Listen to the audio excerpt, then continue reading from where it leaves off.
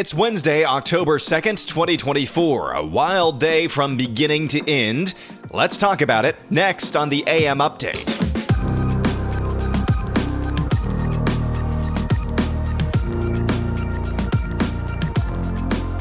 Yesterday was an absolutely jam-packed day if you are a news junkie. It started with a major union strike that could have widespread damaging consequences for the economy and ended with a vice presidential debate. In between, we saw the largest ballistic missile attack from one country on another in history.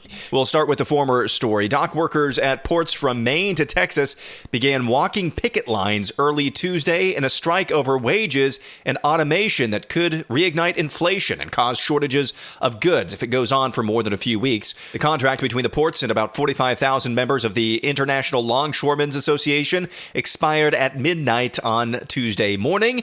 Even though progress was reported in talks on Monday, the workers went on strike. The strike affecting 36 ports is the first by the union since 1977. I'll have more thoughts on this on the Thursday AM update. Of course, I mentioned as well, Iran launched dozens of missiles towards Israel on Tuesday in what was said was a response to the killing of Hezbollah leader Hassan Nasrallah and others. Media teams on the ground in multiple locations in Israel observed dozens of missiles piercing the skies as sirens blasted all over the country. At least one person was killed and several were injured during the attack, according to the Israeli military. The IDF's international spokesman, Nadav Shashani, told media that one so-called Palestinian was killed in Jericho as the result of the attacks.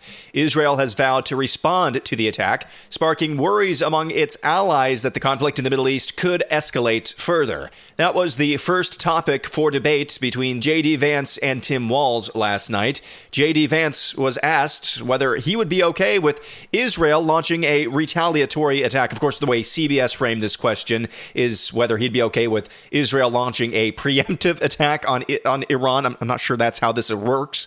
Iran was the one who attacked Israel. Anyway, here's how J.D. Vance answered. When was the last time, I'm 40 years old, when was the last time that an American president didn't have a major conflict break out? The only answer is during the 4 years that Donald Trump was president.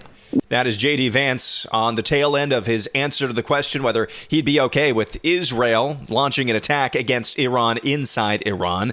Of course, it's really on brand for American politics to start with an international tragedy, which that is, before talking about a domestic tragedy, and then framing that domestic tragedy as the result of junk science known as global warming. That's exactly what CBS News did, though, talking about Israel first and then the aftermath of Hurricane Helene and making it about global warming instead of the Biden-Harris administration's lack of effort, supposed, in the cleanup and recovery efforts. From there, the debate moved on to immigration, and Vance killed it again.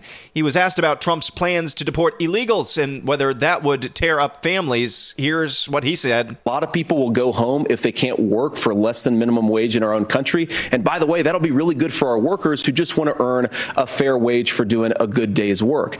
And the final point, Margaret, is you ask about family separation. Right now in this country, Margaret, we have 320,000 children that the Department of Homeland Security has effectively lost. Some of them have been sex trafficked. Some of them hopefully are at homes with their families. Some of them have been used as drug trafficking mules. The real family separation policy in this country is unfortunately Kamala Harris's wide open southern border.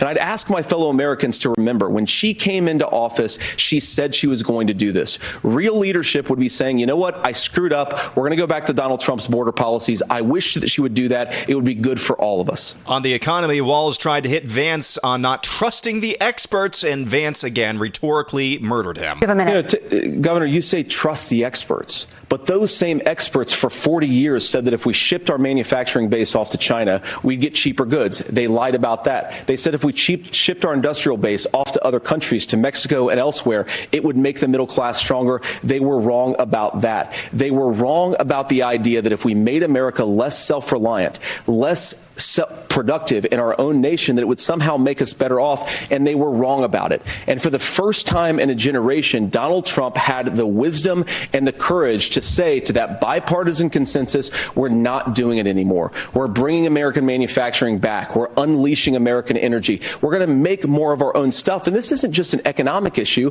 I mean, I've got three beautiful little kids at home, 7, 4, and 2, and I love them very much. much, and I hope they're in bed right now.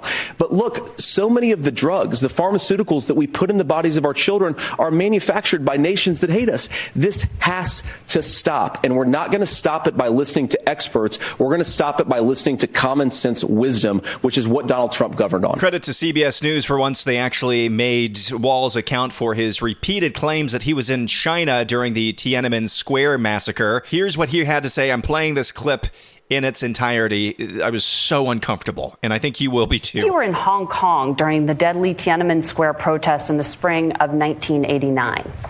But Minnesota Public Radio and other media outlets are reporting that you actually didn't travel to Asia until August of that year.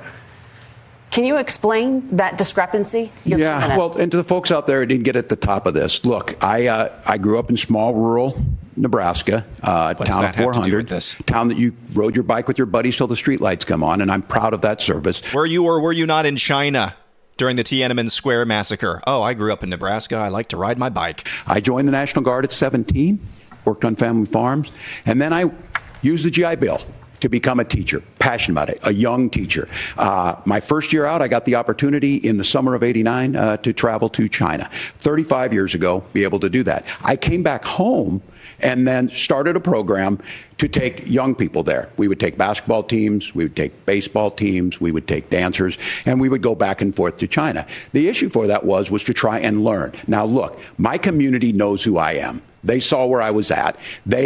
Look, I will be the first to tell you, I have poured my heart into my community. I've tried to do the best I can, but I've not been perfect. And I'm a knucklehead at times, but it's always been about that. Those same people elected me to Congress for 12 years. And in Congress, I was one of the most bipartisan people, working on things like farm bills that we got done, working on veterans benefits. And then the people of Minnesota were able to elect me to governor twice. So look, my commitment has been from the beginning to make sure that I'm there for the people. Word salad. To make sure that I get this right. Salad. I will say more than anything. Many times I will talk a lot. I will get caught up in the rhetoric. Yeah. But being there, the impact it made, the difference it made in my life, I learned a lot about China. I hear the critiques of this. I would make the case that Donald Trump should have come on one of those trips with us. I guarantee you he wouldn't be praising Xi Jinping about COVID. And I guarantee you he wouldn't start a trade war that he ends up losing. So this is about trying to understand the world. It's about trying to do the best you can for your community. And then it's putting yourself out there and letting your folks understand what it is. Word salad again. But credit to CBS again. Walz, they didn't let him off the hook. They followed up and tried to get him to clarify again. Governor, just to follow up on that, the question was, can you explain the discrepancy? All I said on this was I got there that summer and misspoke on this. So I will just, that's what I've said. So I was in Hong Kong and China during the democracy protests went in. And from that, I learned a lot of what needed to be in governance. Thank you. Oh, man. Uncomfortable. Now, Vance disappointed for the first time on the issue, unfortunately, of baby killing. He was very mealy-mouthed on the issue of abortion. He was very conciliatory towards the other side, saying the Republican Party is basically the bad guys when it comes to baby killing. Well, Nora, first of all, I never supported a national ban. I did when I was running for Senate in 2022 talk about setting some minimum national standard. For example, we have a partial birth abortion ban in place in this country at the federal level. I don't think anybody's trying to get rid of that, or at least I hope not, though I know that Democrats have taken a very radical pro-abortion stance. But Nora, one of the things that changed is in the state of Ohio, we had a referendum in 2023, and the people of Ohio voted overwhelmingly, by the way, against my position. And I think that what I learned from that, Nora, is that we've got to do a better job at winning back people's trust. So many young women would love to have families. So many young women also see an unplanned pregnancy as something that's going to destroy their livelihood, destroy their education, destroy their relationships. And we have got to earn people's trust back. And that's why Donald Trump and I are committed to pursuing pro-family policies, making childcare more accessible, making fertility treatments more accessible, because we've got to do a better job at that. And that's what real leadership is. So as mealy-mouthed and tepid as you just heard that was, Tim Walz said, "Hold my beer." On the issue of the Second Amendment and school shootings, Walz tried to make his case for gun grabbing by saying, In that office with those Sandy Hook parents. I've become friends with school shooters. I've seen it. Look, the NRA, I was in that office with those Sandy Hook parents. I've become friends with school shooters. Yeah, I don't think that's really the message you want to be sending, that you've made friends with school shooters. Final point from last night's debate, final highlight I want to make is on the issue of housing. Tim Walz actually admitted immigration is one of the key drivers of high prices for homes. Here's how Vance responded. Well, first of all, Tim just said something that I agree with. We don't want to blame immigrants for higher housing prices, but we do want to blame Kamala Harris for letting in millions of illegal aliens into this country, which does drive up costs, Tim. Vance did that repeatedly last night, to his credit. He's basically said over and over again, at least a half dozen times, who's in the White House right now? Who's running the show right now? Man, I give this debate performance from J.D. Vance last night. I don't know how many people will end up having watched this. I give it an A or A-. There was enough meat left on the bone to keep him from getting an A+. I would have loved to hang the "you don't need Congress to secure the border" message around Walz's neck every time he brought up the border bill hoax, which he did repeatedly last night, because you don't need Congress to secure the border. I also would have preferred Vance to bring up Walz presiding over the BLM riots while he was governor of Minnesota, basically presiding over the burning down of a top city in the United States. Otherwise, that performance last night was pretty prodigious from one J.D. Vance. What did you think? Did you watch the debate? Let me know at Real AM Update on X. That'll do it for today. Back at it again tomorrow. I'm Aaron McIntyre, and this is the AM Update.